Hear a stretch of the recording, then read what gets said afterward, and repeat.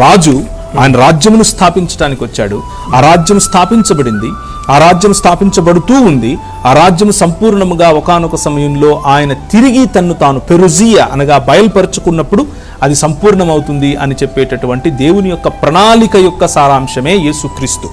యేసుక్రీస్తు అన్న వ్యక్తిని గురించి కేవలము ఆయన ఒక కుమారుడు మాత్రమేనని, కేవలము పాపుల రక్షకుడని, కేవలము సిలువ పైన చనిపోయిన వాడని, కేవలము మనిషిని, కేవలము ఒక విప్లవకారుడని, లేకపోతే ఇలా చాలా మంది చాలా యేసుక్రీస్తులో ఉన్నటువంటి కొన్ని అంశాలను మాత్రమే తీసుకుంటూ వచ్చారు.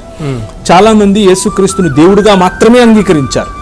అలా యేసుక్రీస్తును దేవుడుగా మాత్రమే అంగీకరించిన వారిని కూడా క్రైస్తవులుగా అంగీకరించలేదు. ఇది చాలా ఇంపార్టెంట్ విషయం. దయచేసి వినేవాళ్ళు ముఖ్యంగా యేసుక్రీస్తును దేవుడిగా మాత్రమే అంగీకరించిన వారు ముఖ్యంగా గ్నాస్టిక్స్ అని పిలుస్తారు.